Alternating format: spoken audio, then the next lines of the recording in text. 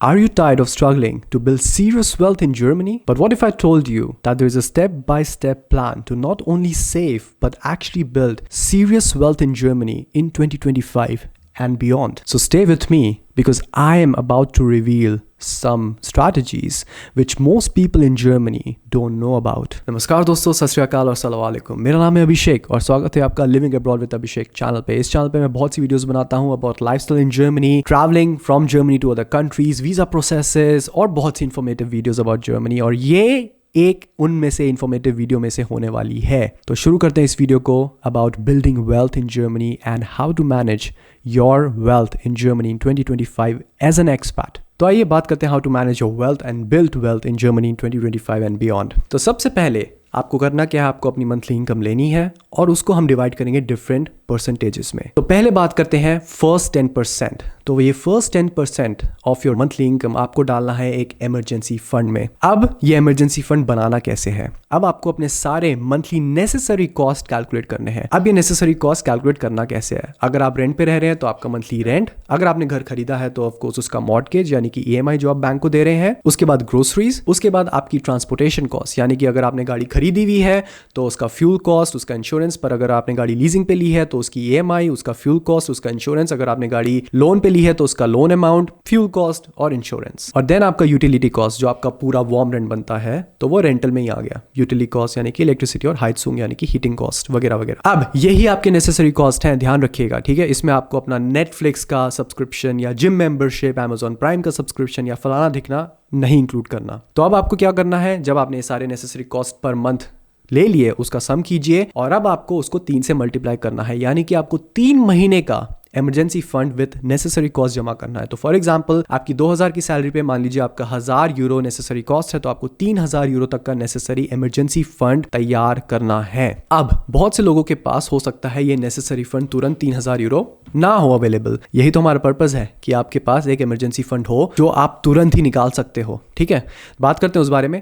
तो अगर आपके पास ये 3000 यूरो इकट्ठे ना हो तो आपको करना क्या है, आपको अपनी सैलरी में से, अगर आपकी सैलरी 2000 यूरो पर महीना है नेटो, तो आपको उस 2000 यूरो में से 10% हर महीने साइड रखना है जब तक आप 3000 यूरो तक ना पहुंच जाएं। अब वो 3000 यूरो आपके पास हो गए इकट्ठे। अब आपको वो 3000 यूरो कोशिश करनी है वो 6 महीने तक का फंड आप जमा कीजिए।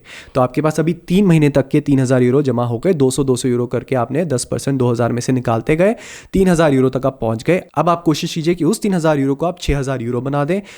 6 महीने तक का नेसेसरी फंड इज इनफ। अब ये आपको 2 चीजें देगा। सबसे पहले एक पीस ऑफ माइंड, एक मेंटल स्टेबिलिटी। क्यों? क्योंकि मान लीजिए अगर आपकी गाड़ी खराब हो जाती है या आप इंडिया पाकिस्तान से हैं और आपको फैमिली इमरजेंसी हो जाती है, तो आपको ये स्ट्रेस नहीं रहेगा कि आपको एक हाई इंटरेस्ट पे एक लोन लेना पड़े, emergency private loan from Germany और फ्रॉम इंडिया। तो वो आपको एक टेंशन नहीं रहेगा। आपके पास एक इमरजेंसी फंड है अपने लिए भी, अगर आपकी कोई तुरंत खर्चे आ जाते हैं, बड़े खर्चे, या फिर फैमिली के लिए भी, तो एक आपके पास पीस ऑफ माइंड होगा। दूसरी चीज आपको क्या मिलती है इससे, कि ये पैसे को आप अपने लिए काम करवा सकते हैं। That means you can make this money work for you. तो आप क्या कर सकते हैं कि ये जो इमरजेंसी फंड आपने इकट्ठा किया है उसको आप टागसगेल्ड कॉन्टो, जिसको जर्मन में कहते हैं, उसमें डाल सकते हैं, जो आपका सेविंग्स अकाउंट होता है। हम बात कर रहे हैं टागसगेल्ड कॉन्टो की, ध्यान रखिएगा। हम चेकिंग अकाउंट यानी गिरो कॉन्टो की बात नहीं कर रहे, उसमें इंटरेस्ट रेट बहुत कम होता है। तो जर्मनी में 2 टाइप के कॉन्टोज होते हैं, गिरो कॉन्टो और टागसगेल्ड कॉन्टो। तो हमें ये टागसगेल्ड कॉन्टो यानी कि सेविंग्स अकाउंट में डालना है। दोनों में फर्क ये होता है कि गिरो कॉन्टो में आप पैसा बहुत जल्दी एक्सेस कर सकते हैं, इंस्टेंट पेमेंट होती है। टागसगेल्ड कॉन्टो में इंस्टेंट पेमेंट नहीं होती, आपको वो गिरो कॉन्टो में ट्रांसफर करना पड़ता है। 2-3 दिन बिजनेस डेज के बाद आपको वो पैसा एक्सेसिबल होता है। तो पहला ऑप्शन तो ये। दूसरा ऑप्शन, आप कोई भी स्टॉक मार्केट ब्रोकर जो जर्मनी में रिकॉग्नाइज है, जैसे scalable capital, trade Republic, trading 212 list आप देख सकते हो, उसमें डाल सकते हो। तो ये भी जो स्टॉक मार्केट ब्रोकर्स हैं, जिसके बारे में हम अभी थोड़ी देर में बात करेंगे, आपको वैसे भी शायद ये खोलने की जरूरत पड़े। आप एनीवेज यहाँ पे खोल ही रहे हो अकाउंट, तो यहाँ भी आप पैसा पार्क कर सकते हो अपना इमरजेंसी फंड, जो आपको 2 से 3 बिजनेस डेज में एक्सेस मिल जाता है।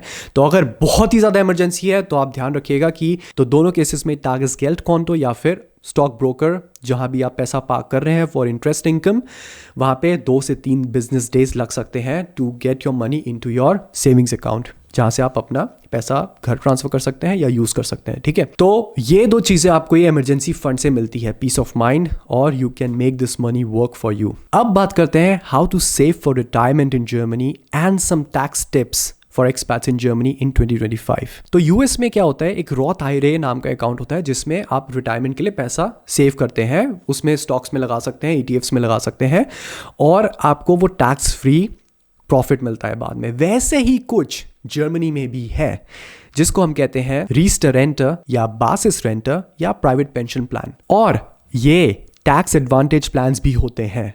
अब आपको इस बारे में बताते हैं। हम बात कर रहे थे आप अपनी मंथली इनकम को डिवाइड करेंगे तो 10% गया आपका इमरजेंसी फंड में। अब जो 5% है उसको हम इस रिटायरमेंट प्लान में लगा सकते हैं to build wealth in Germany. तो ये जो रिटायरमेंट प्लान्स होते हैं, रिस्टर रेंटर या फिर प्राइवेट पेंशन प्लान या फिर बासिस रेंटर प्लान, इन प्लान्स में या तो गवर्नमेंट आपको सपोर्ट करेगी, हाँ जी, कुछ पैसा आप अपनी जेब से डालते हैं, कुछ पैसा गवर्नमेंट आपको देती है, या फिर कुछ पैसा आप अपनी जेब से डालते हैं या फिर आपका एम्प्लॉयर इसमें थोड़ा बहुत पैसा ऐड करता है। Same concept as in other parts of the world, जैसे प्रोविडेंट फंड हो गया इंडिया में, यूएस में रॉथ आईरे हो गया और अदर पेंशन प्लान्स जो पूरी दुनिया में होते हैं, वैसा ही ये प्लान भी है जिसमें कुछ पैसा आप अपनी जेब से डालते हैं और कुछ पैसा गवर्नमेंट या फिर आपका एम्प्लॉयर आपको सपोर्ट करता है। अब ये उनके लिए है जिनको स्टॉक मार्केट में बिल्कुल भी कॉन्फिडेंस नहीं है। ये स्पेशली उनके लिए है जो ये सोचते हैं कि stock market is just pure gambling. Even though आप स्टॉक मार्केट में भी बहुत ही रिस्क फ्री पैसा इन्वेस्ट कर सकते हैं, थोड़ी देर में हम अभी उसके बारे में भी बात करते हैं, पर फिर भी अगर आप डाइवर्सिफाई करना चाहते हैं तो ये डाइवर्सिफिकेशन के लिए है, क्योंकि ये आपका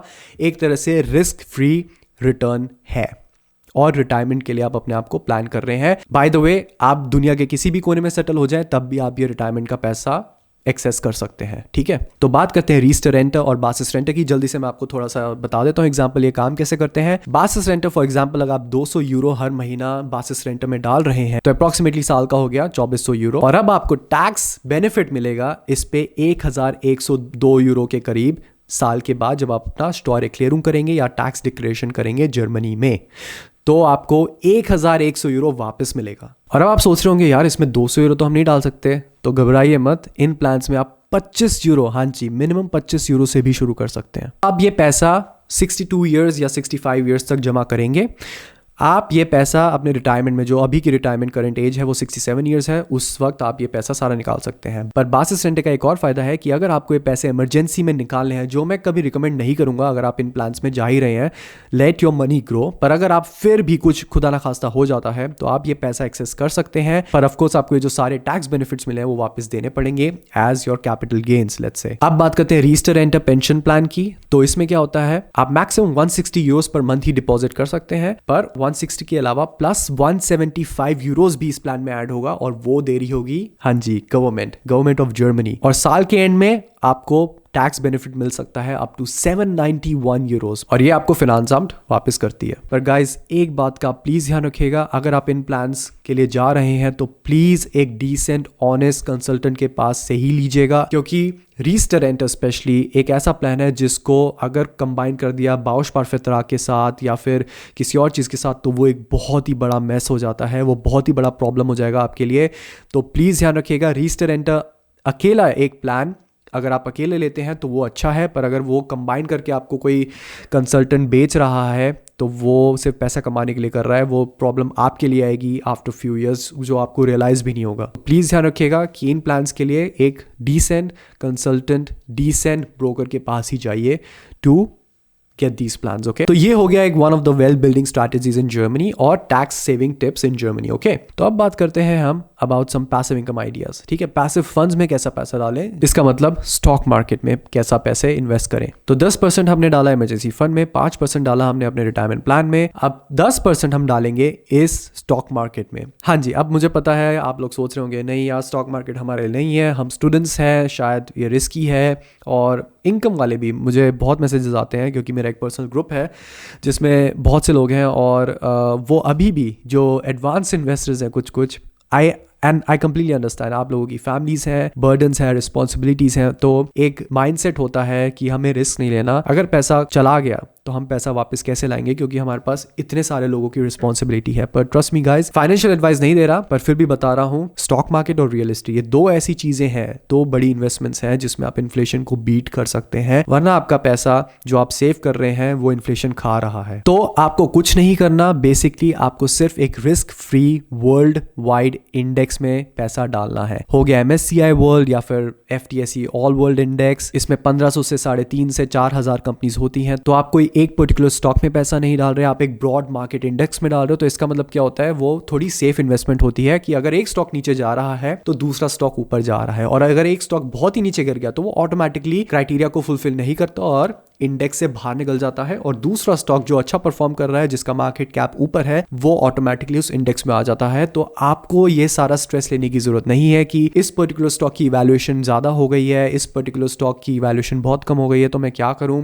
कब बेचूं, ये स्ट्रेस आपको लेने की जरूरत नहीं है। इसलिए एक ब्रॉड मार्केट इंडेक्स 10 से 15% का एवरेज रिटर्न देता ही है। ये शॉर्ट टर्म इन्वेस्टर्स के लिए नहीं है। शॉर्ट टर्म इन्वेस्टिंग में होता क्या है कि अगर आपका आज इंडेक्स 12% इस पूरे साल उठा है, अगले साल वो हो सकता है -5% हो, उसके अगले साल हो सकता है वो +20% हो। शॉर्ट टर्म में सारा स्टॉक मार्केट रिस्क है, चाहे आप कोई भी इंडेक्स ले लो, पर लॉन्ग टर्म में एवरेज आउट हो जाता है। इसलिए लॉन्ग टर्म इन्वेस्टमेंट से ही सोचिए। होराइजन जो आपका टाइम होराइजन ऑफ इन्वेस्टमेंट होना चाहिए वो 5 से 10 साल होना चाहिए। तो आपको बेसिकली सिर्फ ब्रोकर अकाउंट खोलना है जर्मनी में, and then you can start investing in ETFs, broad market indexes, that's it. और ये इतना आसान है, इसलिए इसको मैंने नाम दिया है, this is called the laziest person path to wealth. तो ये तो हो गया about best investments in Germany और tax tips in Germany in 2025, और ये आप 2025, 2026, 2027 कहीं भी किसी साल दुनिया के किसी कोने में यूज कर सकते हैं। कुछ चीजें सिर्फ जर्मनी से स्पेसिफिक हैं, जैसे मैंने रीस्टर प्लान बताया आपको,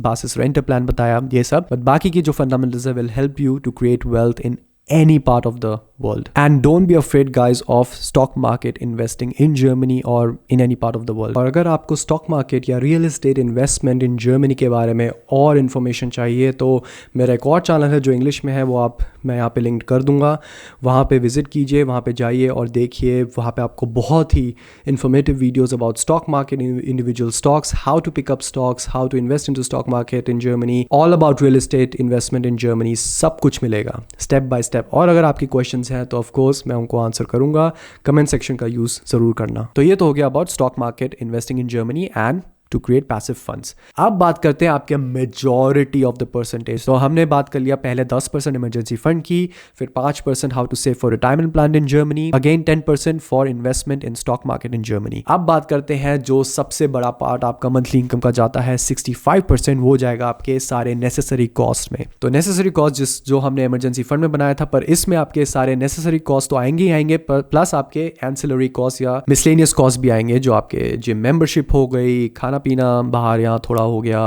देन नेटफ्लिक्स का सब्सक्रिप्शन हो गया, अमेजॉन प्राइम का सब्सक्रिप्शन हो गया, जो भी आपने सब्सक्रिप्शंस लिए हुए हैं। पहली बात तो ये आपके इतने सारे होने भी नहीं चाहिए, उसके बारे में अभी बात करते हैं, ठीक है। तो ये मान लीजिए आपका 65% आपका यहाँ जाएगा।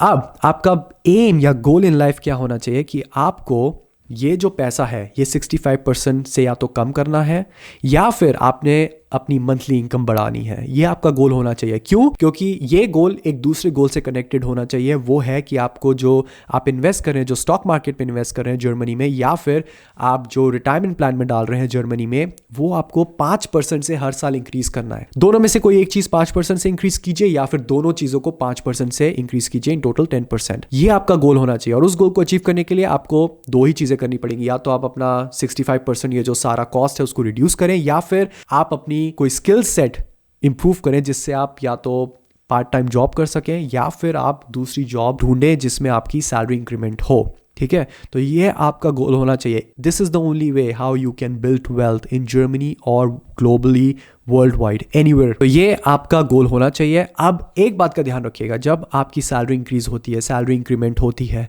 तो जो चीज़ है which makes poor people even more poor और which will keep you poor in life is that salary increase होती है तब हम क्या करते हैं, हमारे एक्सपेंसेस भी इंक्रीज हो जाते हैं। ये नहीं करना गाइस। जब आपकी सैलरी इंक्रीज हो रही है तो एक्सपेंसेस को कम ही रखिए, उतना ही रखिए। चाहे आपकी सैलरी 40,000 यूरो हो पर मंथ, चाहे वो 1,00,000 यूरो हो, कोशिश करिए एक्सपेंसेस उतने ही रहें 1,00,000 पे भी जितने आपके 40,000 पे थे। ठीक है, मैं ये नहीं कह रहा जीना छोड़ दीजिए, पर उस पर अभी हम आते हैं। पर फिर भी that's how you build and create wealth for long term. तो लास्ट पॉइंट बचता है आपका, जो लास्ट का 10% अब रह गया, वो 10% आप यूज़ कीजिए for living your life comfortably. बाहर जाके डिनर कीजिए, ट्रैवलिंग के लिए सेव कीजिए, जो भी आपको करना है, क्योंकि इन द एंड आपको ये रिग्रेट नहीं होना चाहिए कि यार 5-6 साल गुजर गए पर मैंने जिया ही नहीं, मेरा प्राइम टाइम तो चला गया। ठीक है, तो ये आपको नहीं सोचना। आप वो 10% रखिए साइड में और उससे आप अपनी लाइफ को एंजॉय कीजिए। तो these are the best financial habits in 2025 and beyond, guys. These are the steps to financial freedom in Germany, trust me, or in any part of the world. तो hopefully आपको ये video पसंद आई हो। अगर आई है तो प्लीज़ इस video को लाइक कीजिए। और जो लोग अभी जर्मनी में हैं पर सोच रहे हैं कि अभी जर्मनी की इकोनॉमी अच्छी नहीं है तो हम क्या करें, वो लोग ये वीडियो देख सकते हैं यहाँ पे। और जो लोग जर्मनी आए ही नहीं है पर आके ये सब चीज़ों का फ़ायदा उठाना चाहते हैं, वो लोग ये वीडियो देख लें। ठीक है, मिलते हैं उस वीडियो में। तब तक के लिए खुश रहिए, आबाद रहिए, शब्बा खैर।